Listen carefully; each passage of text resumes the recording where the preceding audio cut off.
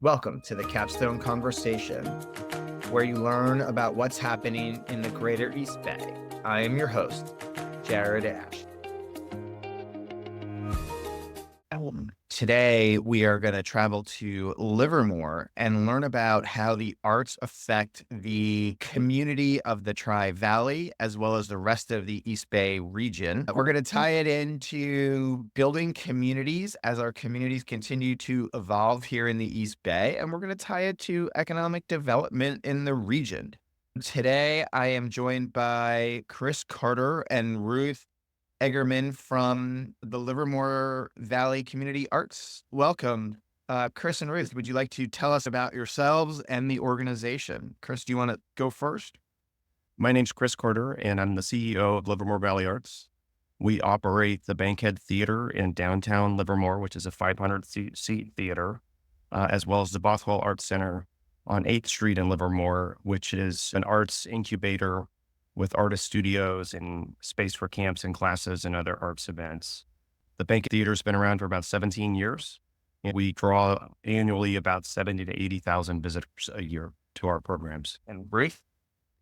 Hi, my name is Ruth Eggerman. I am the Director of Marketing at Livermore Valley Arts, and my job is to put butts in seats, whether that be our performances or our summer camps or our art gallery in the Bankhead Theater. I've been working in the arts all over the country, as well as having a few clients all over the world. 35 years. I'm incredibly passionate about the arts, and one of our core values is that we bring as employees and as people who serve the community the passion that we have for the arts and how that makes our community more vibrant and our region more vibrant. I'm happy to say that I work with a crew of people from top to bottom that feel the same way. Chris, I see behind you, you have a St. Mary's sticker. Have you been around the community for a long time then?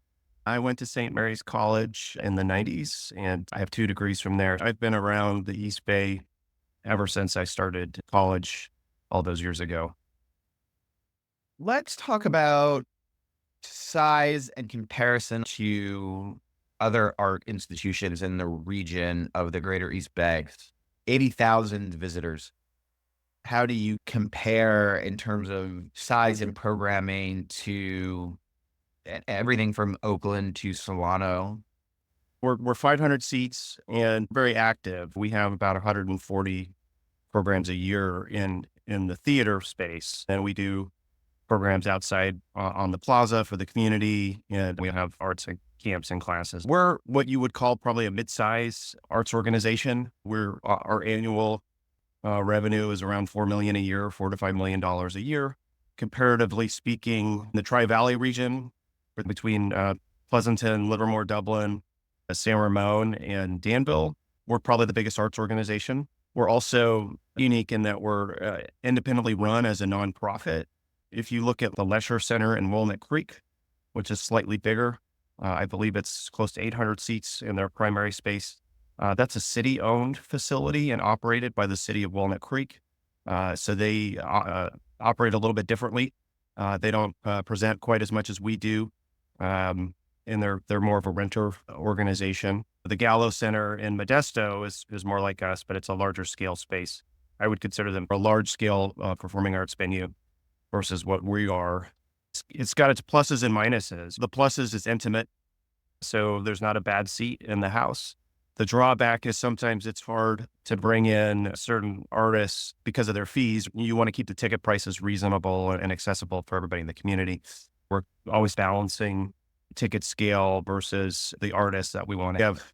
Tickets that average anywhere from $25 to $150, depending on the show. Because of the size of the space, if you come here and you see somebody like we had John Cleese from Monty Python last week, it's probably going to be the smallest space you'll see somebody like that in. So it is great and intimate in that way. The performer can really interact and engage with the audience in a way they maybe couldn't do in a larger venue. I think we're in a great sweet spot.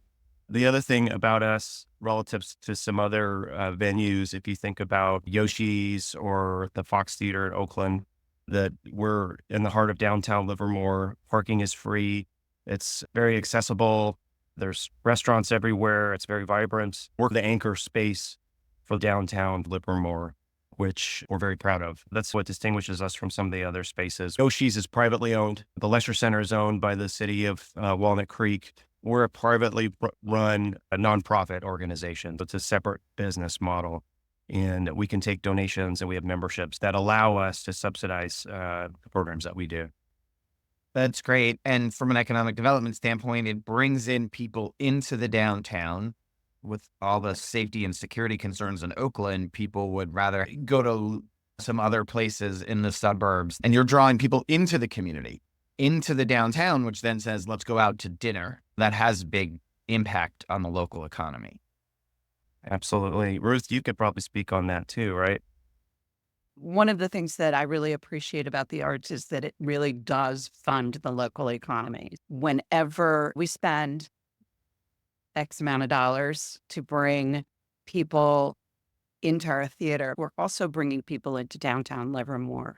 And as Chris mentioned, it is vibrant downtown. It's one of my favorite downtowns in all of the Bay Area. It's accessible, it's locally owned, locally operated, and it's really a joy to stroll First Street and the surrounding areas. Parking is free.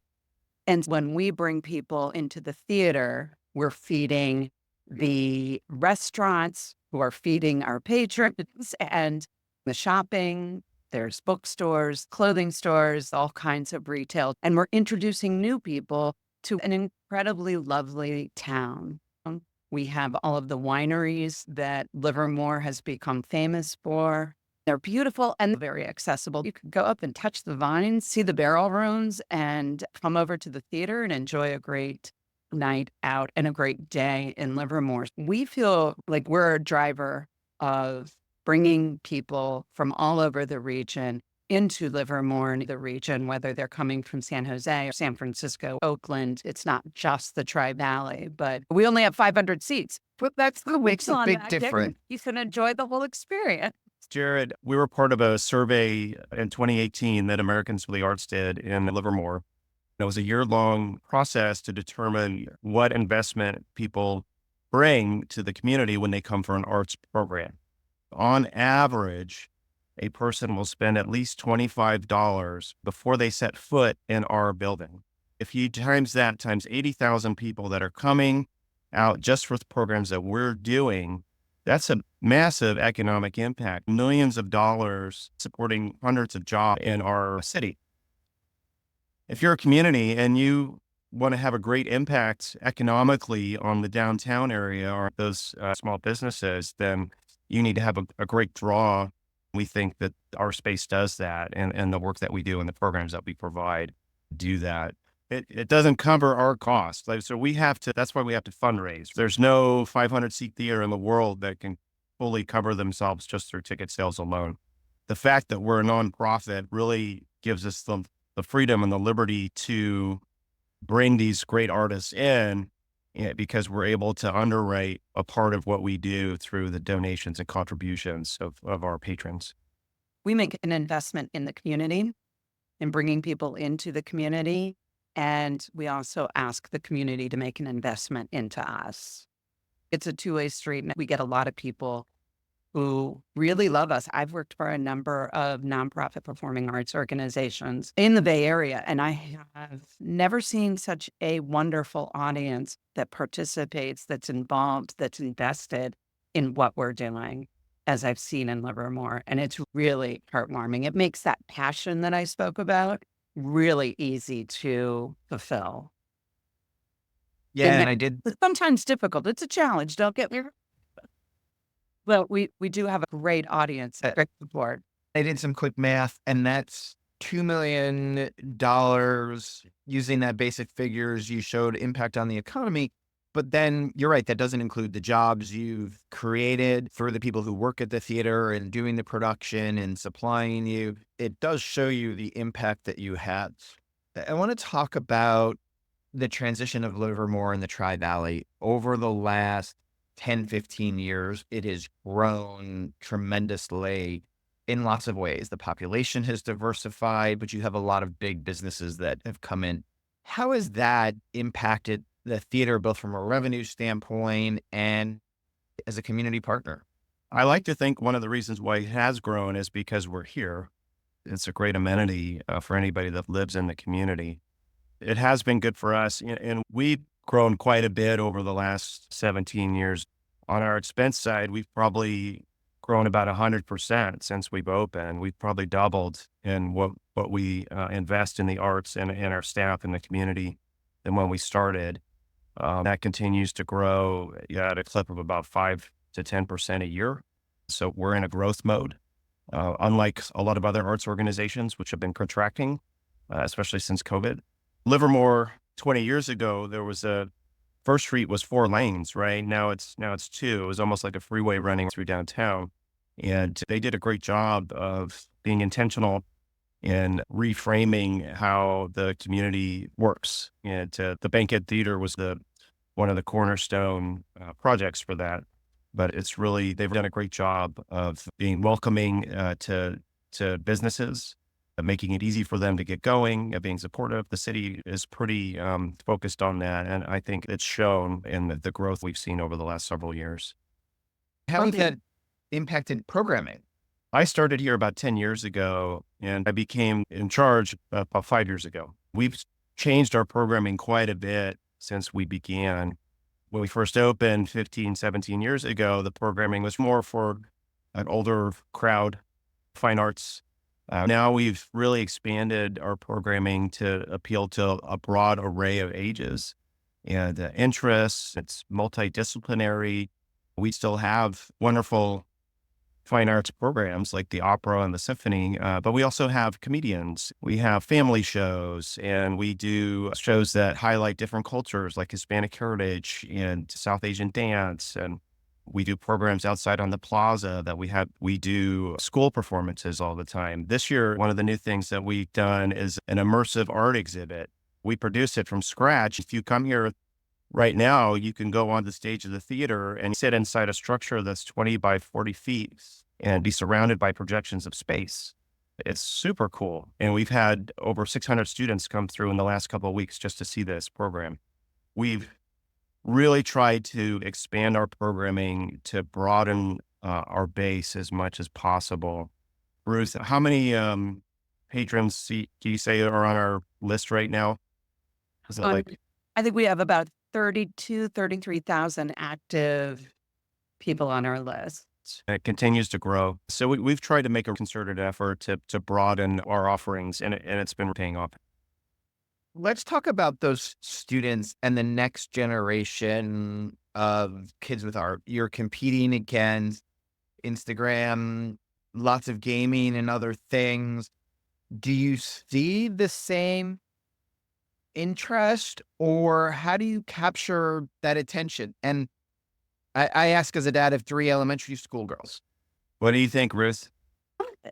I think that for as long as I've been in the arts and in live performance, this has always been a concern. And it's always about attracting the younger audiences. And I think that regardless of the internet, social media, gaming, whatever it might be, people still crave, including young people, that connection to what's happening on stage, to seeing something live, to enjoying something in community with other people. I think they're really there. And it's just a matter of bringing them the right thing. We started a Comic-Con. We've done it 2 years. We're going to do another one next summer for sure. I think that's really brought out young people to be in community together and allow them to be surrounded by people who are like-minded, who have that thrill and excitement. They want to get involved. To see over the last several weeks, all of these students come in to enjoy the immersive experience, Cosmic Odyssey. It's been really fun. They're engaged. They sit in the lobby afterwards and talk with scientists about what they've experienced.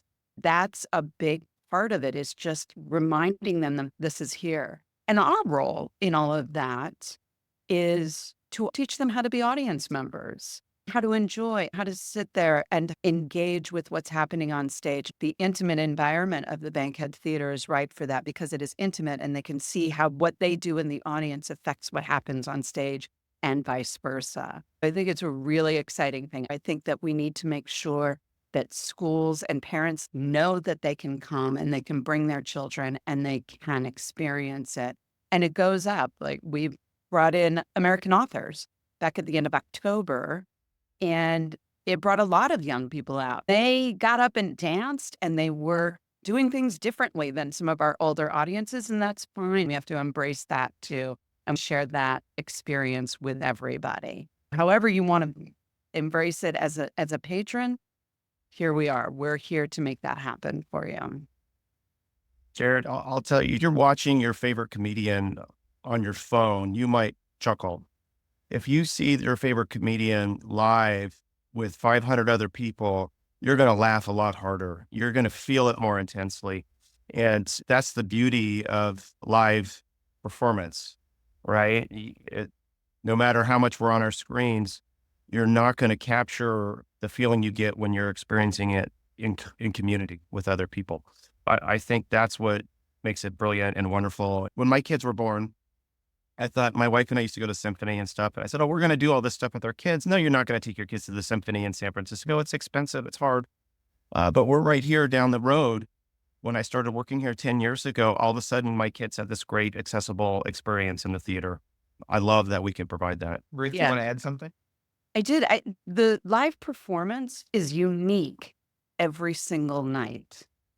You will never see the same performance twice. You may see the same song list, or you may see the same play, and the script doesn't change and all of that. But it's always a unique experience based on the patrons, based on what's happening on the stage. There have been a number of times where I've been to the theater and it's different. I've seen the same play over and over again when I worked at a regional theater.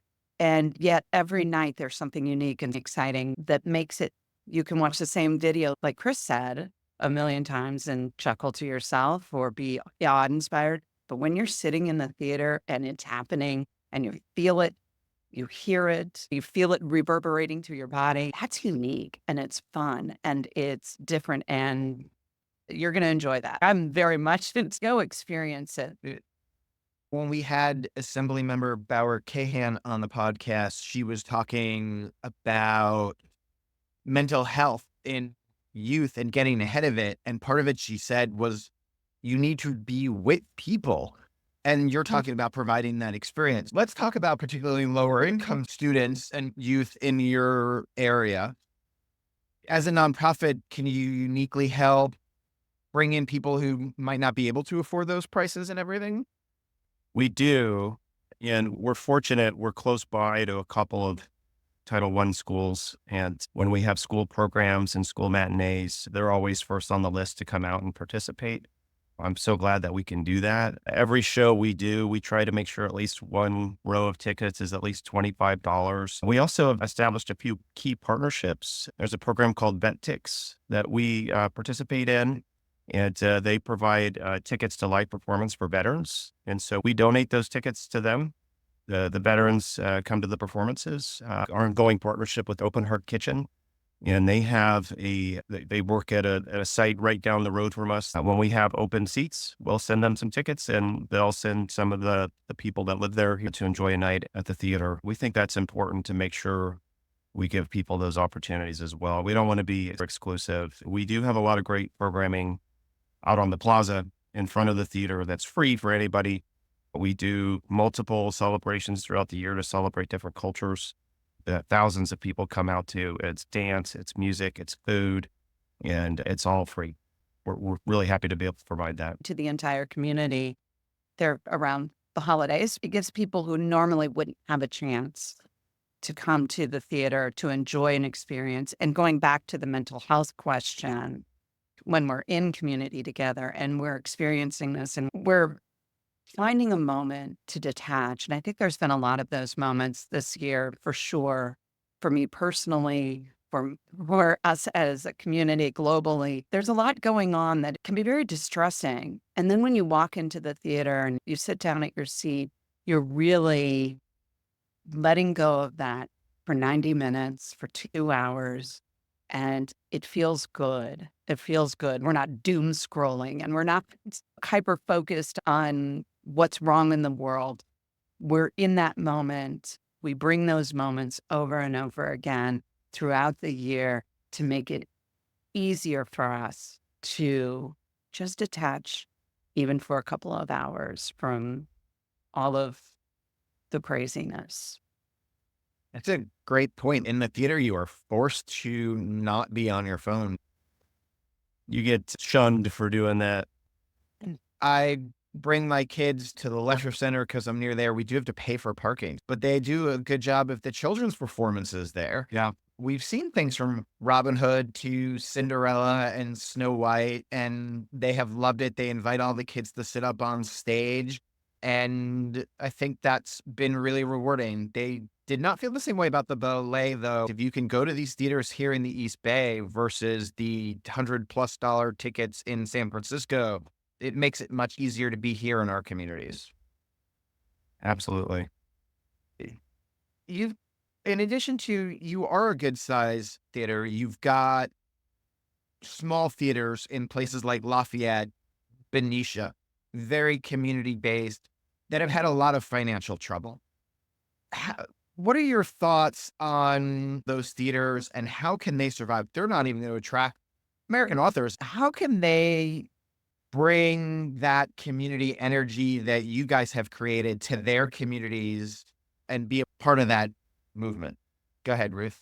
I've got a response for this. It is an investment, and that's the key. And it's difficult to make that investment. We need to spend money on marketing or programming. So many nonprofit organizations, whether it's a performing arts or it's the American Cancer Society, right? We're judged by how much we spend and not necessarily judged on the value of what we're bringing, right? And we've seen this happen over and over again. If you invest in your organization, in the foundation of your organization, whether it be fundraising or programming or marketing, then you're shunned from people wanting to give. And it's not that simple to just say, oh, you're spending $100,000 on marketing and yet not look at the economic impact and the value it brings to the community. If you spend $100,000 this year, next year it's going to grow and growth will happen. I think that's part of the problem. That's not the fault of those organizations. It's a societal thing. We've talked about this a lot in our organization with our board, trying to get to that place where we understand that there is a balance between the investment and the growth, and you have to do that. It's heartbreaking to see so many organizations not be able to survive that and struggle to get back to that place. For me, the more arts we have, the more arts we have. We're not in competition with Lafayette or the Leisure Center. We're in collaboration with them to make this a vibrant community so that people go, yeah, this is why it's great to live here. We love to come to downtown Livermore. We see a show, we go out to a restaurant. Those things all, it's a domino effect. You invest in it and everybody wins. That's how I feel about it. I will tell you, Jared, right now is not a great time for the arts community, especially theater and smaller theaters are closing. They just can't afford to stay open. There was that law, AB5, several years ago that you had to treat a contract worker like an employee. A lot of theater companies are hiring actors, right? And all of a sudden, their costs just went way up to do this. And I just saw one solo opera was an opera company out of Walnut Creek that focused on family and children's operas, and they just shut down because they couldn't afford it anymore. The Cal Shakes just shut down. Theater Works in Silicon Valley was on the brink. It's really a hard time right now in the arts industry as a whole. I think part of it is we're not doing a good enough job telling our story, which is sad because we're supposed to be storytellers. And I think people do need to understand what Ruth just said. This is not a money-making endeavor. It's not a profitable endeavor, but it's an important endeavor for the community because the arts makes our lives better in so many ways.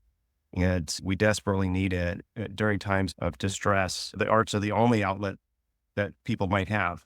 We're lucky that we're able to do what we do, and we have the freedom to do what we do, but it's expensive. The area is an expensive place to live. And we need to make sure our community invests appropriately in these great organizations, not just individual philanthropists. We can't just rely on them. I think we have to rely on our local governments. We have to rely on the corporations that care about their employees' quality of life. Everybody needs to be invested because it does make our lives better. Yeah, and the Silicon Valley, which I include Livermore in, has one of the lowest corporate funding towards the arts. And yet you have all of these new people coming out to the Bay Area to work at the labs here in Livermore all the time, all year round. And then they say there's no culture, right? It's a two-way street here. We can't provide it if we don't have the funds for it. It is important. I'd love to see that stat change where the organizations, the corporations here that are making billions of dollars a year participate by giving back to the community that their employees are working in and making it a special place. They'll attract more people. And I was at a Chamber of Commerce strategic retreat of their board yesterday. One of the things they were talking about was accessibility of parking for employees. Where can they park compared to the customers? Do they have to move their car every 4 hours because of the zoning, and how that impacts things and how housing impacts things? When I started this podcast, I was talking about how arts can play a role in building our communities, in driving economic development. And it is what you guys just both answered here, that this is an important piece of the culture of our communities that will continue to attract employers and employees into our communities and create a vibrancy in downtown Livermore and downtown Walnut Creek, and even in restoring downtown Oakland in time. I really appreciate that input. Before we head out, any other thoughts or things you guys want to share? Any cool performances coming up in the first 6 months of the year? Here's who I'm excited about. It's coming up in the first of the year. We have got Colin Hay performing a solo acoustic act. And if you're not familiar with the name Colin Hay, you've got to be familiar with the name Men at Work, because he was the lead singer of Men at Work. I think this is going to be an amazing performance. There's nothing like, especially in the small intimate theater of the Bankhead, to sit in the audience and have that figurative conversation between the audience and a performer and the stories you get to hear. I'm super excited about that show. We have Rhythm India coming in February, and Bollywood and Beyond, I think, is the subtitle of the show. That's February 16th. I think that's going to be an amazing, colorful performance, and it's going to bring new audiences to us, as well as seasoned audience members getting to see something new and exciting on stage that's going to introduce us to that culture, the South Asian culture. I think that's going to be really cool. And then I am also super excited because Stuart Copeland, and maybe you don't know the name Stuart Copeland, but you know the name The Police. He was the drummer and one of the founders of The Police, and he is going to be doing a speaking engagement with us. We got a little bit of everything going on, and I'm super excited about that. That one's in March, and I don't recall the date offhand. I'm looking forward to Michael Feinstein's going to be here doing a show with the Carnegie Hall Jazz Band, and it's a Tony Bennett tribute. I think that's going to be amazing. And then Jared, for your kids, we got Fraggle Rock Live coming. That's going to be super cool. We got a great vocal group, the Texas Tenors, coming. We've got all sorts of great things. Even if you don't know what it is, I think you're going to come here and find that you're going to enjoy it. It's going to be top quality.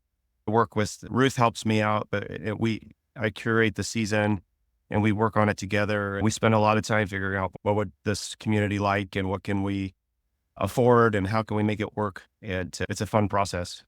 And it's really not just about what the community likes, but what do people like that aren't yet part of our organization, part of the Livermore Valley Arts family? Because that's another goal, is to introduce new people to us by allowing them to see themselves on stage too. And that's important. What's the website? livermorearts.org. That's great. I appreciate you guys being here today. Chris Carter and Ruth Eggerman. I appreciate you guys being here with me today. Thank you. Get Have your a good Fraggle one. Rock tickets. Fast. Wait, don't leave yet. Hit subscribe. Make sure you get the weekly updates. We have a new episode every Wednesday for stuff happening in the East Bay.